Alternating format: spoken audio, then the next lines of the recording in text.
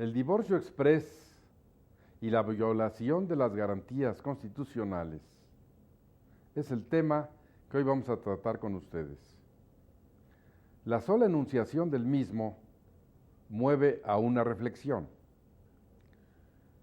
Para ponernos en materia, voy primero a presentarles a la doctora Leoba Castañeda Rivas, profesora de la Facultad de Derecho de la UNAM, de Derecho Civil y Derecho Familiar, quien es además directora del seminario de la misma, a quien me da mucho gusto darle la más cordial bienvenida a su programa Derecho Familiar. Gracias, doctora. Gracias, doctor, muy gentil. Decía yo, el tema del divorcio exprés, que se aprobó hace aproximadamente 2 años, a partir del año 2008, ha tenido una serie de resultados que para ubicarnos en él, yo le diría a la doctora Leoba Castañeda que nos dijera, maestra, de cuántas formas, porque he usado solo la expresión express, pero de cuántas formas, para que nuestra distinguida teleaudiencia se ubique en el tema, se le conoce a este divorcio. Gracias, doctor, muy gentil con su invitación, muy amable. El divorcio incausado o mal llamado divorcio express, que bueno, tal vez no esté tan mal llamado porque sí es un divorcio muy rápido, también se llama acausal, incausado, también se puede denominar voluntario o unilateral.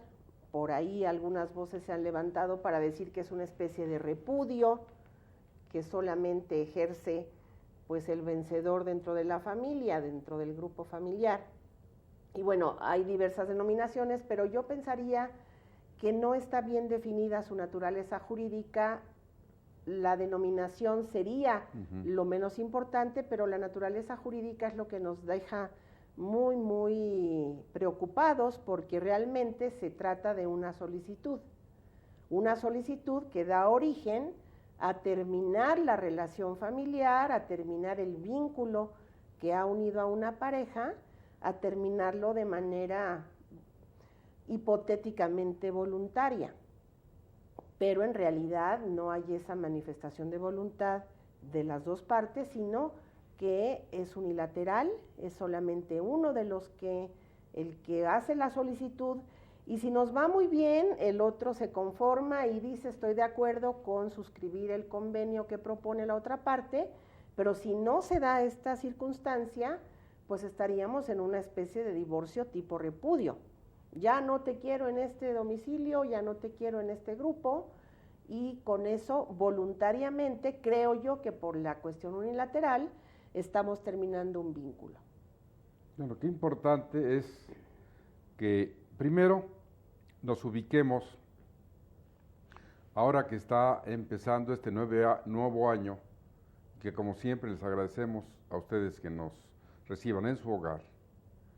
Hemos decidido iniciarlo con este tema precisamente porque no podemos dejar de censurar, dejar de criticar de manera constructiva lo que ha hecho el legislador de la Asamblea del Distrito Federal.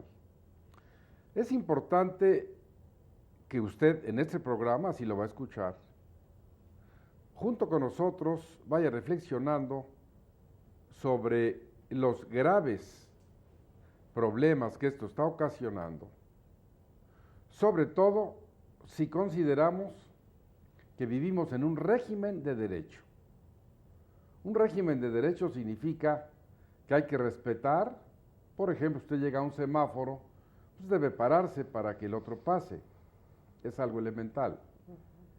Pero desde el punto de vista del derecho familiar, a quienes se les ocurrió, copiando la legislación civil española, haciendo remembranza de la legislación decimonónica, rindiendo un homenaje al Código Napoleón de 1804, y más allá, como decía acertadamente la doctora Castañeda, el repudium del Deuteronomio, en el que en aquel tiempo era el hombre quien podía repudiar a la mujer sin ninguna razón.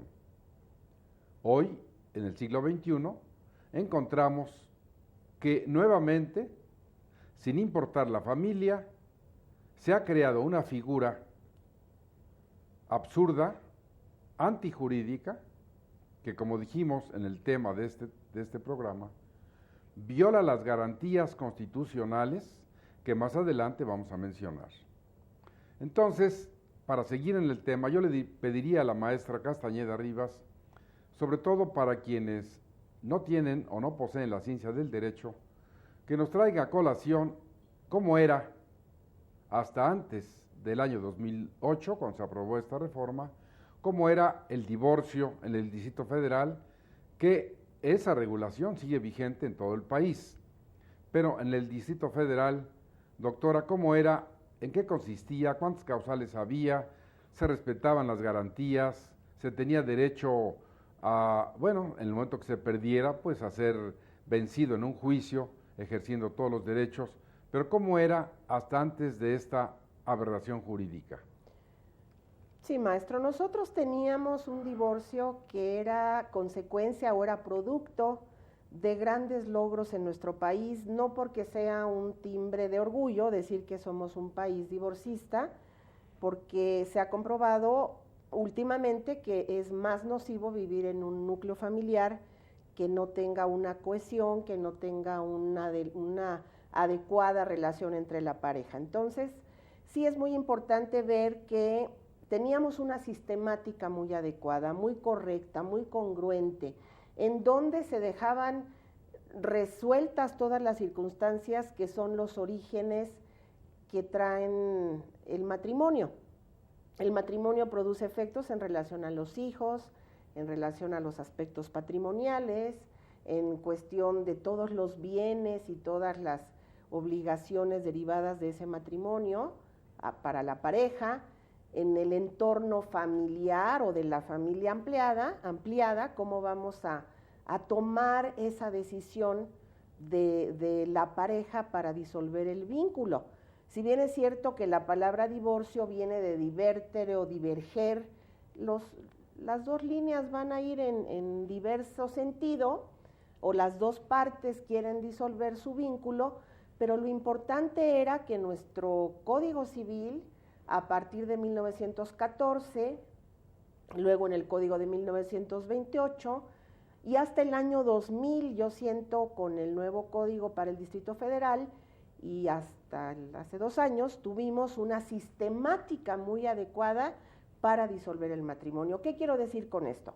Si tenemos efectos del matrimonio, estos efectos deben salvaguardarse a pesar de que la pareja decida que se quiere divorciar. Y entonces teníamos un divorcio que era voluntario, ya sea ante juez del registro civil, el administrativo que sigue vigente ahora, o ante la autoridad jurisdiccional, siempre y cuando se hiciera un convenio para decir qué pasa con los hijos, qué ocurre con los bienes, quién va a tener la vivienda familiar, cómo vamos a salvaguardar los intereses que siguen vigentes y se siguen dando a pesar de que la pareja diga, fíjate que como pareja ya no estamos haciéndola bien.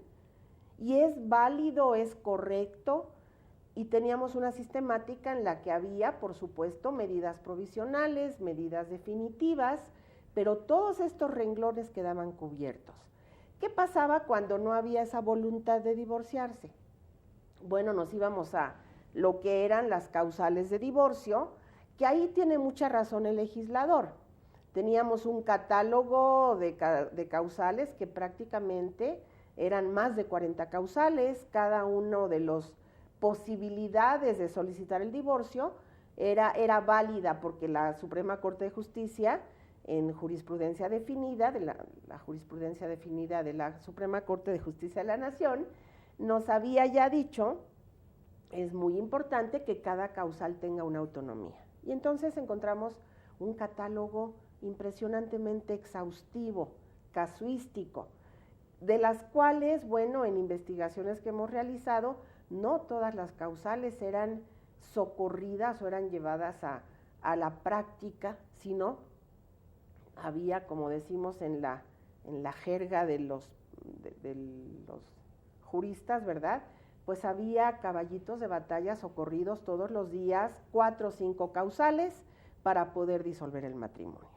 Pero ¿qué ocurría entonces? Bueno, tenemos salvaguardado el interés de guarda y custodia, patria potestad, los alimentos, la relación entre los cónyuges, o ahora ya divorciados o divorciantes, y los aspectos patrimoniales.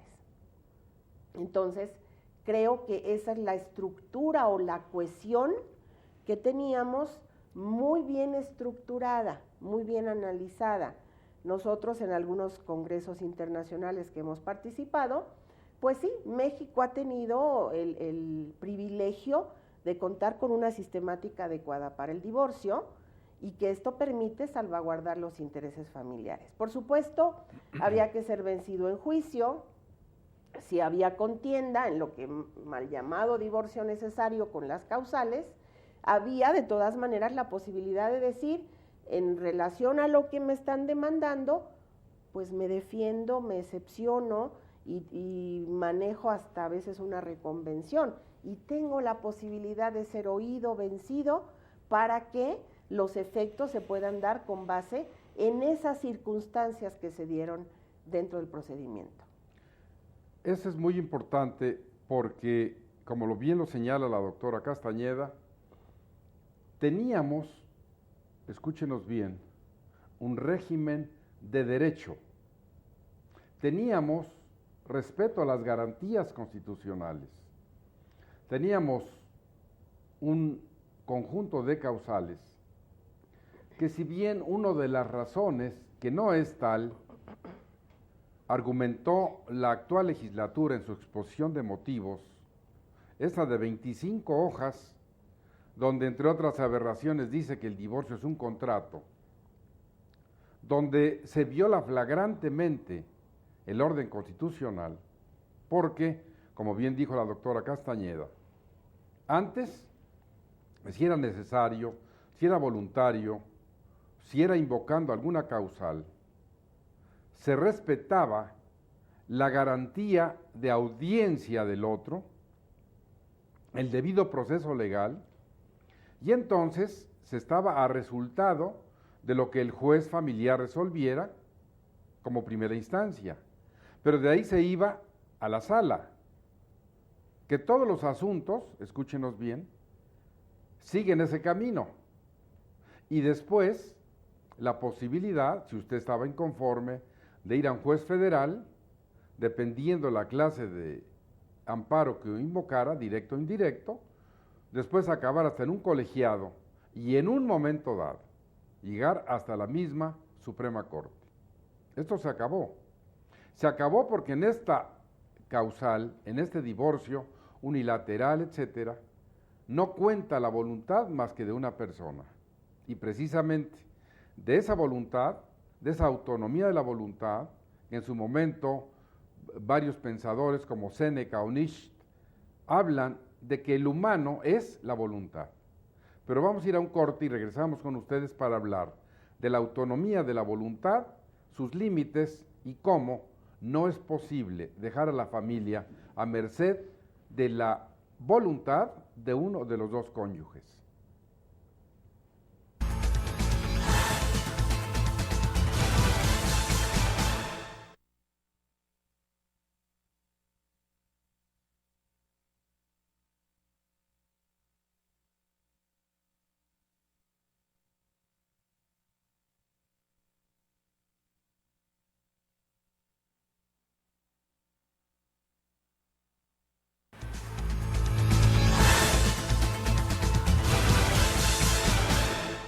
Gracias por permitirnos llegar a su hogar. Ojalá que este nuevo año sea para ustedes lo mejor, que son nuestros deseos, precisamente porque este programa Derecho Familiar tiene como uno de sus propósitos llevarle a usted el conocimiento, la información, que usted sepa esta realidad y tome las mejores decisiones. Estamos hablando del divorcio exprés y de la violación de las garantías constitucionales.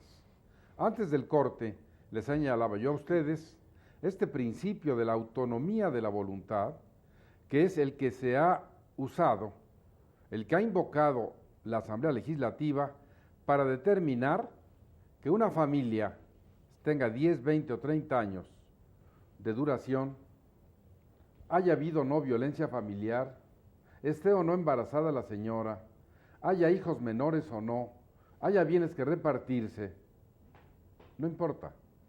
Lo que cuenta, y así lo dice la exposición de motivos de esta reforma, es que la señora o el señor en su caso están hartos de vivir esa circunstancia. Es cierto, las leyes deficientes, las normas procesales de las que carecemos, han motivado que los juicios sean tan largos, que a veces pasa usted 5 años litigando un asunto y no se dicta la sentencia de primera instancia. Pero eso no tiene la culpa ni los abogados, ni los jueces, si hablamos de un culpable. Eso es producto de las malas leyes. ¿Ustedes creen que eso se iba a acabar porque se diga al señor o la señora, ya no quieres vivir con esta persona? Divórciate. Vamos a hablar con la doctora Castañeda para que nos explique en qué consiste exactamente esta autonomía de la voluntad, cuáles son sus límites y de qué manera el legislador del Distrito Federal ha cometido una más de sus grandes errores y calamidades. Maestra. Bueno, la autonomía de la voluntad es un principio esencial que nosotros abrevamos del derecho francés y que aplica al derecho civil.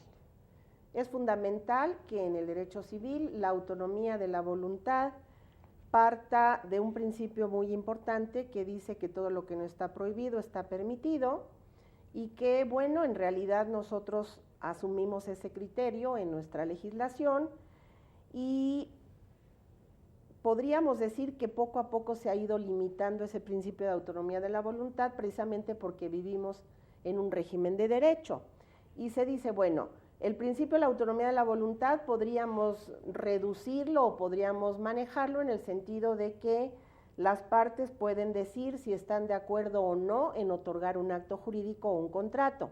Pero en el momento en que dicen sí quiero, pues la ley nos lleva a determinar qué forma le debemos dar, cómo lo debemos manejar, y más aún limita, o no quiero decir que coarta, porque vivimos en un régimen de grandes libertades en nuestro país, pero limita o pone cotos a la autonomía de la voluntad diciendo no es tan libre porque tienes que respetar el derecho de la otra parte con la que contratas.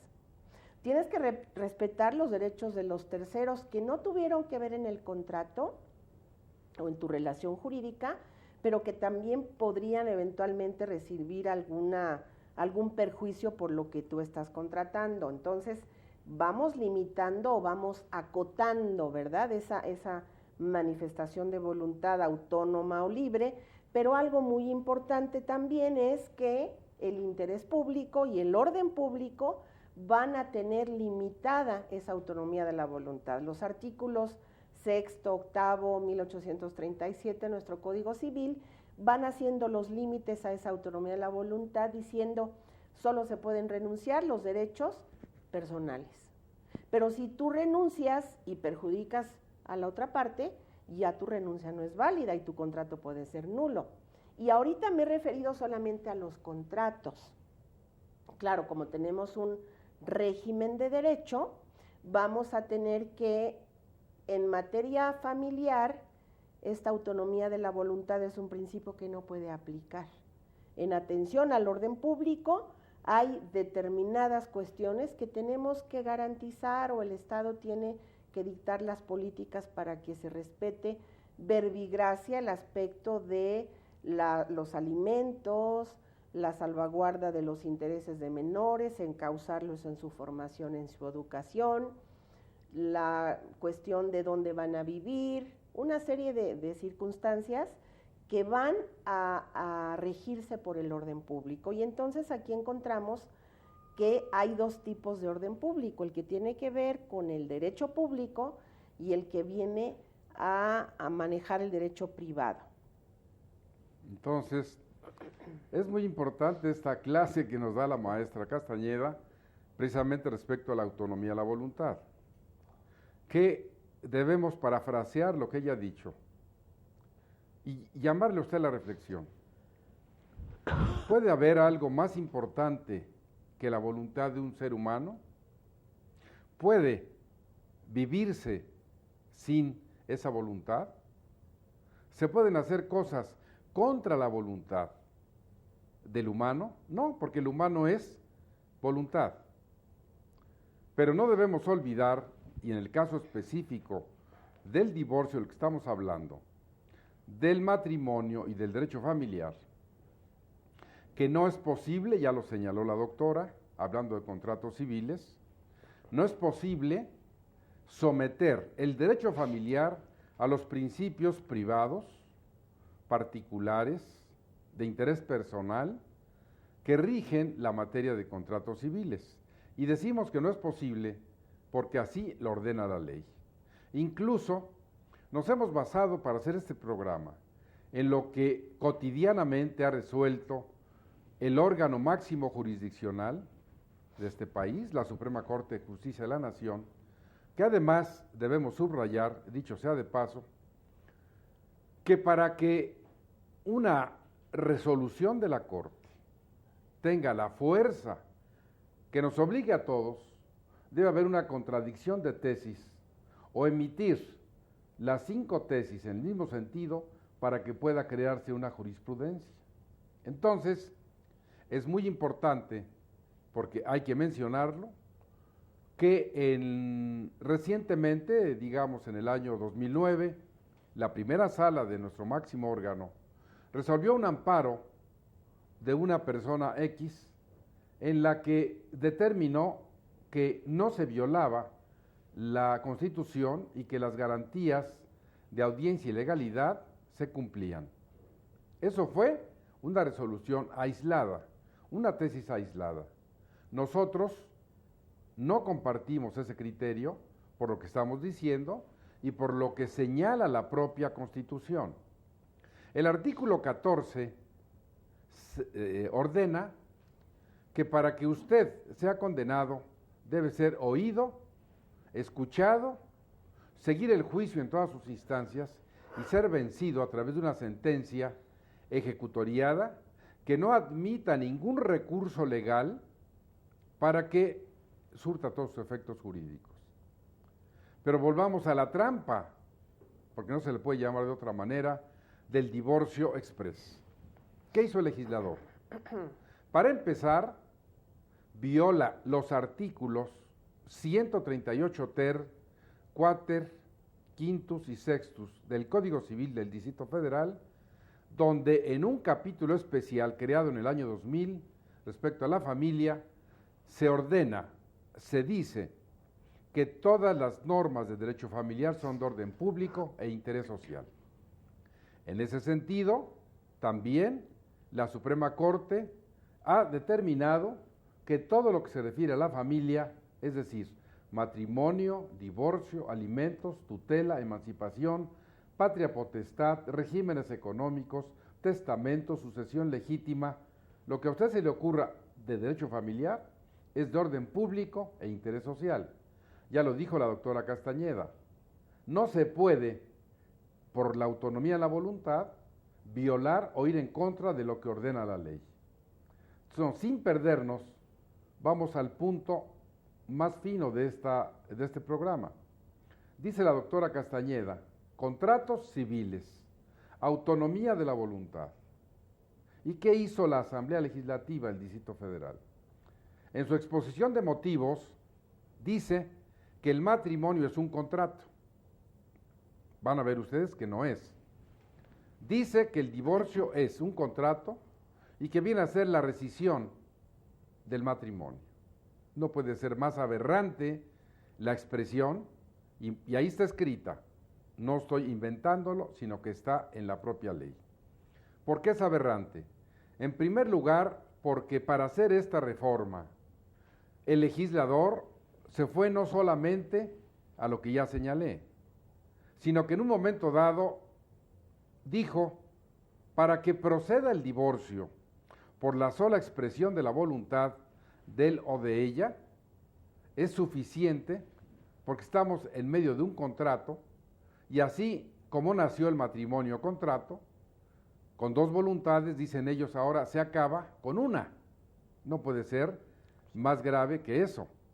Entonces, ahora vamos a oír a la doctora Castañeda para que ella complete esta parte de esta reflexión por lo que se refiere específicamente a que esa autonomía de la voluntad, a que, maestra, como usted ya lo dijo, si bien es cierto que los contratos civiles se rigen por esos principios, díganos si el matrimonio es un contrato o es un acto jurídico solemne, porque en un momento dado casi la Asamblea dijo, todos los actos jurídicos son contratos.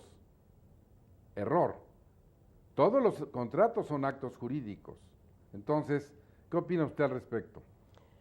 Bueno, francamente es una confusión muy grave de la de la Asamblea Legislativa del Distrito Federal, porque si fuere un contrato, que por supuesto no lo es, los contratos nacen por la manifestación de dos voluntades. La suma de dos voluntades nos genera el primer elemento de un contrato, que es el consentimiento. Supongamos que en el matrimonio hubiera ese consentimiento, que sí, claro, hay que manifestar la voluntad. Algunos autores han dicho que es un acto de poder estatal porque interviene el Estado y dice, yo sanciono ese acto y los uno en matrimonio.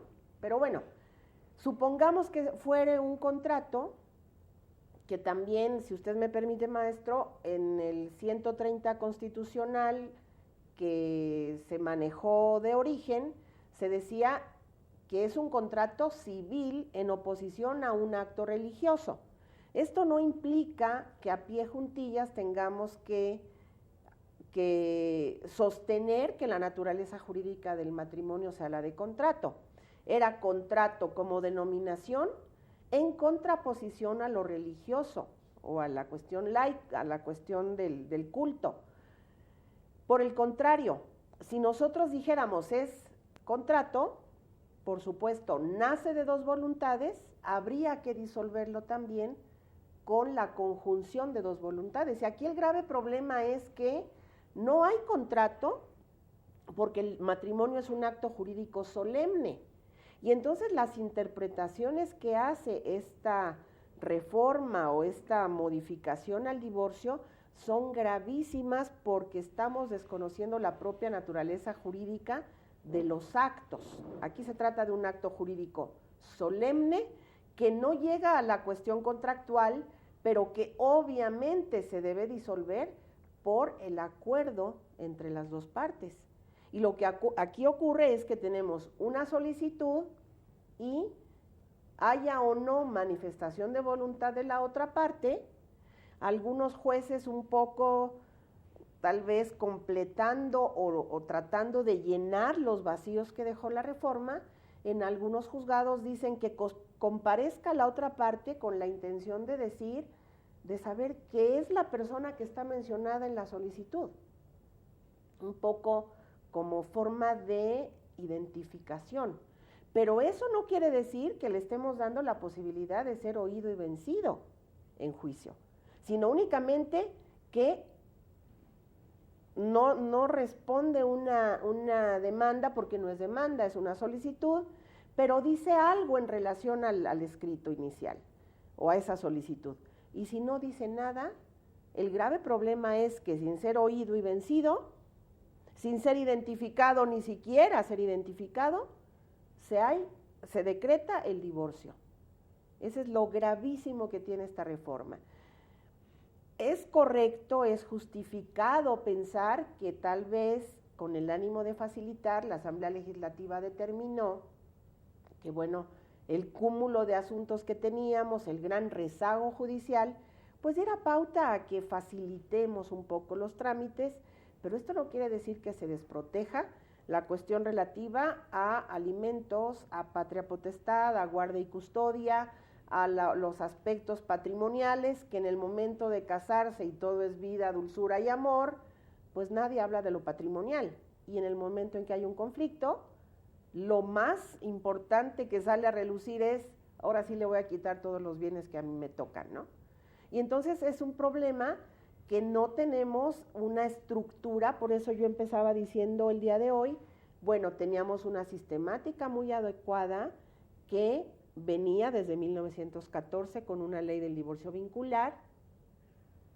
Llegamos a respetar garantías de audiencia, legalidad, una serie de principios que se hacían prevalecer para continuar con los efectos que producía el matrimonio y ahora, digamos, calcarlos en el divorcio y que se den hacia el futuro. ¿Y qué hicimos ahora? Mutilamos la posibilidad de decir algo.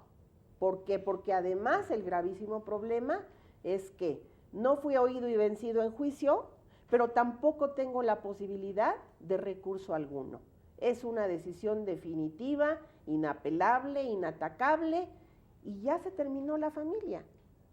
Pero es un espejismo porque estamos pensando que se terminó y sin embargo lo único que procedimentalmente hacemos es soslayar hacia el futuro en incidentes o en otros juicios ordinarios, como fuere, la resolución de los efectos de ese matrimonio, cuando hubiera sido más sencillo hacerlo totalmente a la inversa. Tienen mucho interés en divorciarse, pónganse de acuerdo y determinen, bueno, ahora sí, para que no voy a decir aquí que el cúmulo de asuntos se dan cuando no hay manifestación de la otra parte. No, en algunos casos se dan el acuerdo de voluntades. Me pongo en contacto con la otra parte y determino que sí, bueno, ese acuerdo o ese proyecto va a operar hacia el futuro, pero tampoco es suficiente. ¿Por qué? Porque pues ahí queda como letra muerta, queda escrito, si nos obliga, es un convenio, pero en realidad habrá, si alguien tiene interés en alimentos, en guarda y custodia, en convivencia con los niños, pues tengo que proceder a una impugnación. Bueno, es muy importante, sobre todo, hay que puntualizar algo, sobre todo porque quienes no saben derecho tengan una información precisa. Miren ustedes, bien ha dicho la doctora Castañeda, este divorcio exprés que procede por la sola manifestación de la voluntad de uno de ellos, el otro lo único que puede hacer, si llegara a oponerse, es excepcionarse en relación al proyecto de convenio que la ley exige a quien solicitó el divorcio, respecto a bienes, respecto a hijos, respecto a lo que sea. Y en ese momento, usted ya expresó su voluntad, dijo, no estoy de acuerdo con este convenio, no me quiero divorciar. La ley y el juez dicen, de todas maneras, usted ya quedó divorciado. Ahora, se quiere excepcionar respecto al proyecto de convenio. Ahora, fíjese usted, lo va a tener que hacer en otra vía, que es la vía incidental, otros juicios derivados del principal, respecto a los alimentos o respecto a los bienes. Pero lo que no acabamos de entender, porque es lo más violatorio de las garantías, es que la voluntad de uno disuelva el vínculo matrimonial. Pero de repente la Asamblea Legislativa seguramente que le preocupó que esto pudiera seguir una secuela de una apelación. Y dijo, aquí no hay apelación. ¿Por qué? Pues porque lo ordeno yo. ¿Y saben en qué vino a dar esa orden? En agregar el artículo 685 bis, el último, del Código de Procedimientos Civiles del Distrito Federal, donde expresamente se prohíbe a usted, que ha sido víctima del divorcio unilateral, que apele. No puede apelar. Lo que puede es excepcionarse respecto al convenio, pero usted que no se quiere divorciar, no puede ni siquiera apelar. Bien decía la doctora Castañeda, algunos jueces, con un buen criterio, han determinado esperarse cuando menos 15 días para ver si el otro solicita un amparo. Y a propósito de eso, precisamente, nuevamente en la primera sala está por ahí pendiente un amparo del año 2010 que no se ha resuelto en ese sentido. Ahora, piensen ustedes, si vivimos en un régimen de derecho y el artículo 14 constitucional dice que hay que ser oído y en este no se le oye, ¿qué va a pasar? Pues simple y sencillamente que se va a terminar la relación familiar, ya no hay causales, ya no hay protección, ya no hay violencia, los alimentos van a irse a esa vía incidental, si hay sociedad conyugal en otro juicio ordinario civil, pero por lo pronto parece que el prurito, que la preocupación de la Asamblea era simple y sencillamente dar por terminada esa situación. Ahora, aprovechamos obviamente el espacio, lo que nosotros tenemos en este extraordinario programa, para hacernos una pregunta junto con ustedes. ¿Por qué, si está tan preocupada la Asamblea, el Poder Judicial del Distrito Federal, quienes están encargados de administrar o de procurar las leyes de justicia, no proponen un proyecto de código familiar para el Distrito Federal, un proyecto de procedimientos familiares? Tenemos una serie de leyes y decretos sin ton ni son que se siguen expidiendo en contra del orden público, en contra de la protección de la familia, haciendo prevalecer la autonomía de la voluntad. Vamos a un corte y regresamos con ustedes para seguir sobre este importante tema.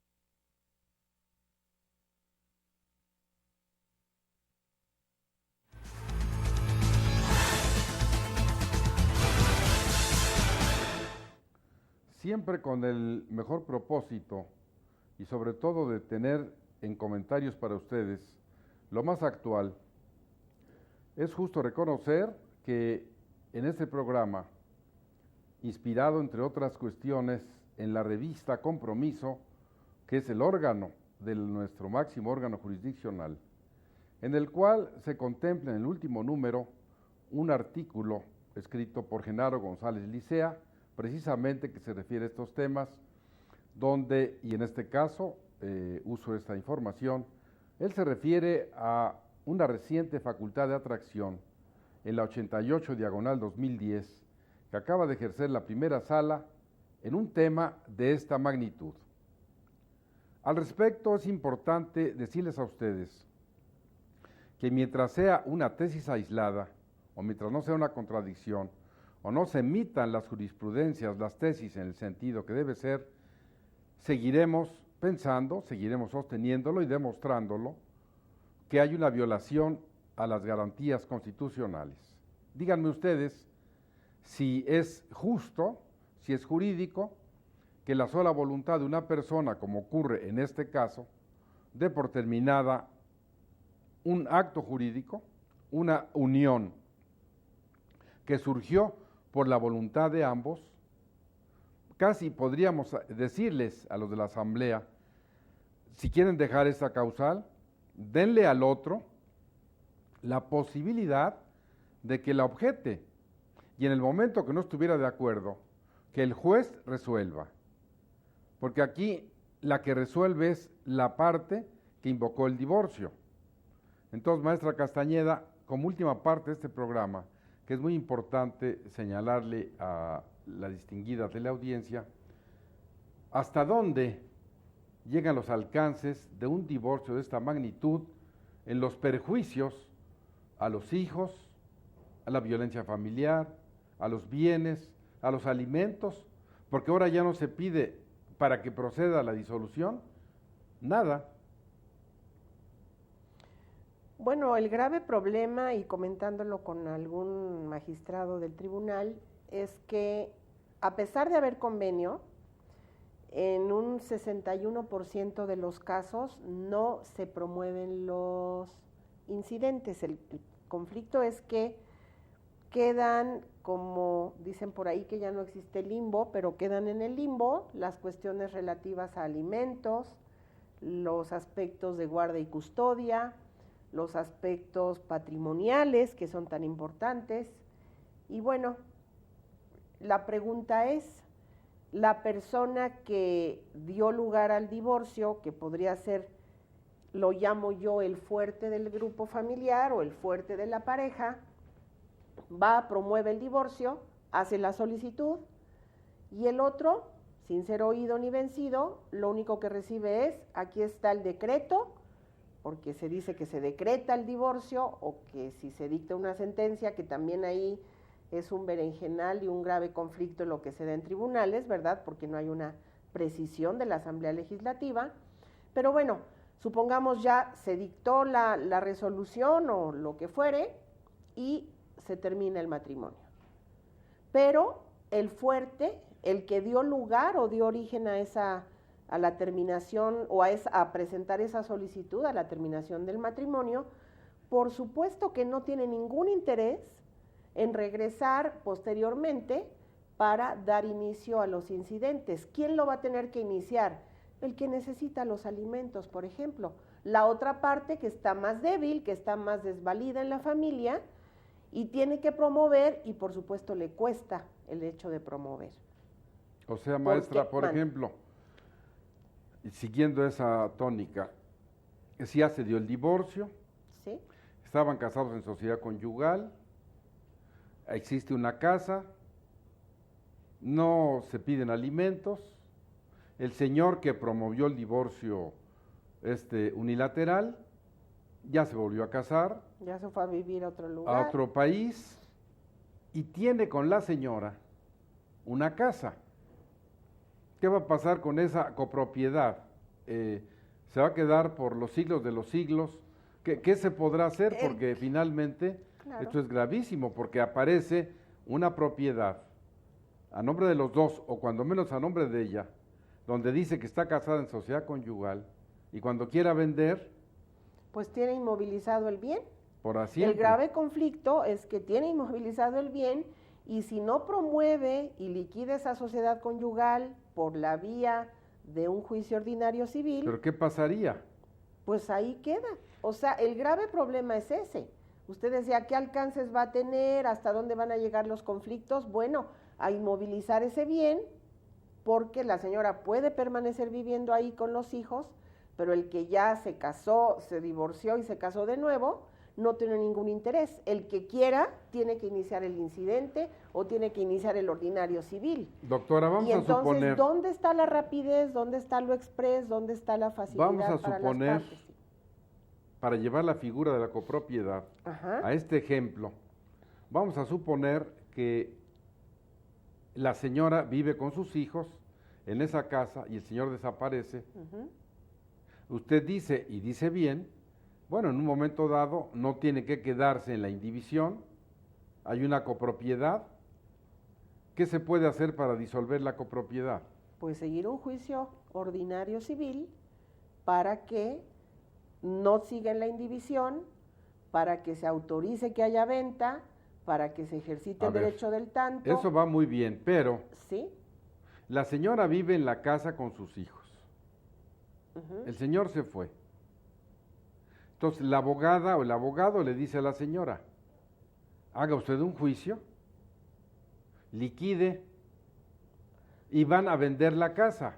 Y la mitad de la casa, el dinero, se le va a depositar a él para que un día venga por él. Y la esposa y los hijos, la divorciada, se tiene ya que salir de la casa. ¿Esto es lógico? ¿Usted cree que la señora, la señora va a decir, voy a vender? No. ¿Qué va a pasar? Quedamos en una indefinición. ¿Por cuánto tiempo? Pues ahora sí que sécula seculorum. Por ejemplo, ¿se irá a ser dueña la señora por prescripción? No, porque de la ahí hay un acto jurídico que en donde pues ella primero tendría que disolver ese acto jurídico y no puede ser poseedora de buena fe, o bueno, podría eventualmente según el caso, ¿no? Pero no creo, El grave problema es que no estamos solucionando de manera mediática el asunto. Lo dejamos un poco relegado, fue un poco la cuestión de endulzar el oído del litigante, de que te vas a ahorrar, y por ahí hay anuncios de divorcio express, hasta en anuncios panorámicos, 6,000 pesos tu divorcio express. Bueno, sí, ¿y qué? Si no resuelvo nada sobre mi sociedad conyugal, no resuelvo nada sobre los hijos, no resuelvo los alimentos, no están realmente nada más tramitando algo que es como una especie de espejismo, ¿verdad? Creo que ya se disolvió, creo que terminó, pero siguen todos los efectos del matrimonio, doctora, generándose. De acuerdo a todo lo que usted ha dicho, la responsabilidad de la primera sala de la Suprema Corte en una materia tan importante, ¿hasta dónde la ve usted? Bueno, es ahorita determinante porque creo que todos estamos a la expectativa.